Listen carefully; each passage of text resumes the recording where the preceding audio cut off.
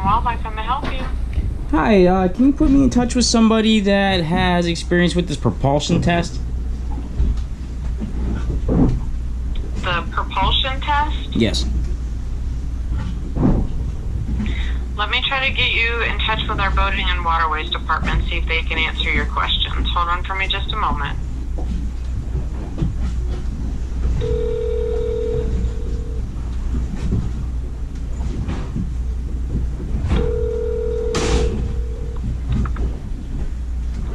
Boating and waterway. Hi, I'm an investigative reporter. I got a few questions about that propulsion test. About the what? The propulsion test? Propulsion test. Yes. Not familiar with that.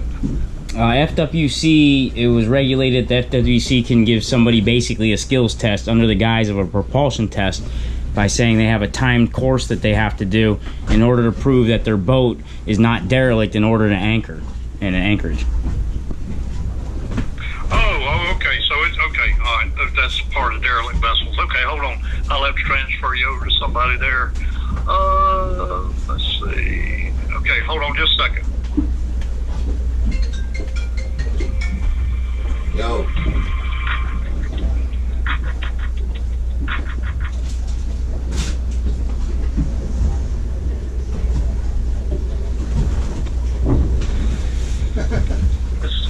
May I help you?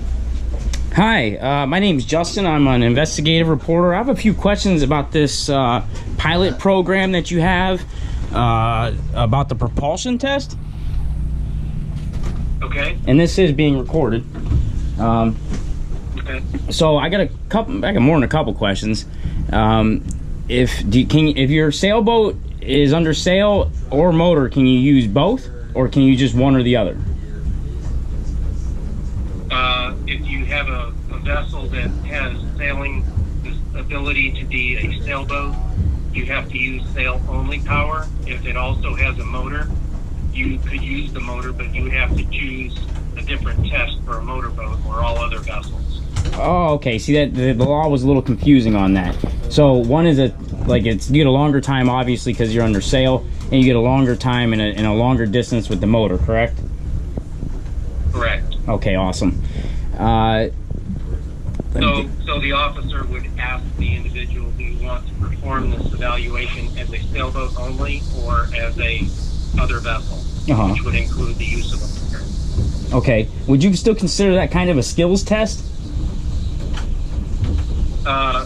The test is testing that the vessel has a effective means of propulsion, and it's also testing for safe navigation.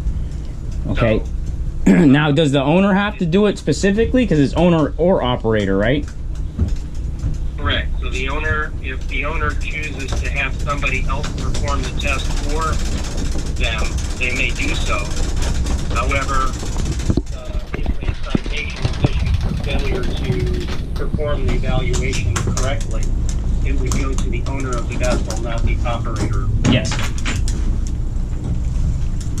We're not testing. What we're testing for is whether the vessel has an effective means of propulsion for safe navigation. Wouldn't, if somebody had insurance and a survey done in a little over a year, wouldn't that be evidence that the boat's in good ready condition? Not necessarily. But would you guys, first of all, need some type of probable cause other than that to show? All the officer has to have is reasonable suspicion that the vessel does not have an effective means of propulsion for safe navigation. And if they have that reasonable suspicion, they can order the owner of the vessel to perform the evaluation for their vessel. Now that's where I get the broad spectrum I see. What is their probable cause to suspect that it would be a derelict boat? They're not investigating it as a derelict boat. They are investigating to find out whether the vessel does or does not have an effective means of propulsion for safe navigation. Now that does. Okay, I understand that now. But what would be their probable cause to show effective that it wouldn't have propulsion? What would be their means of even thinking that? Like, isn't there like a list? Is there no list, or is whatever the officer thinks? It's reasonable suspicion. So if they see things on the vessel that indicate to the officer that they believe that it does not have an effective means of propulsion, that's all that's needed to ask the owner to, or order the owner to take the evaluation. Now, is there a list of itemized things that they would have to see that would give that to be a reasonable suspicion? There is not a list per se, but it would be items such as barnacle encrusted lower unit. You know, the vessel hasn't moved for an extended period of time, and so the boat can sit there, even though the boat's being scraped and it's being done, and the boat sat there for a year. That would be effective. You want me to answer your question? Well, go ahead. Okay, I'm trying to give you a list of, not a list, but, you know, some options for reasonable suspicion. It's basically anything that the officer believes in their professional opinion that indicates the vessel may not have an effective means of propulsion. Reasonable suspicion is not necessarily at the same level as, you know, probable cause to prove that the vessel does not have. That's what the evaluation decides. And if they don't have the ability to pass the evaluation, then they would be cited for not having an effective means of propulsion for safe navigation. Now, let's say the boat starts, they got it going, but they didn't finish the test because their skills weren't in line, but the boat does have an effective means of propulsion, but the person doesn't have the skills in order to navigate the boat within the time period that you give them. Would that still be considered derelict, or do you get like a second chance at least? Well, again, you're using the word derelict. This doesn't determine whether... Well, propulsion, you know, because that you still have to take the boat off the water. You're confused with two legal terms. Okay. Okay, what we're doing is we're testing for at risk. And that is a vessel that has conditions that may lead to it being derelict, but this test in itself does not determine whether or not a vessel is derelict. This is only one element of probably being substantially dismantled, which would be two elements which are needed to prove derelict, and that would be a lack of steerage and a lack of propulsion. But what we're doing is we're testing under this EMP, the effective means of propulsion, we're testing to see if the vessel has an effective means of propulsion. And it's required to have an effective means of propulsion to be on the waters of the state. So if the officer believes, has reasonable suspicion to believe that the vessel does not have an effective means of propulsion, they can order the owner to take an evaluation to determine whether or not it does.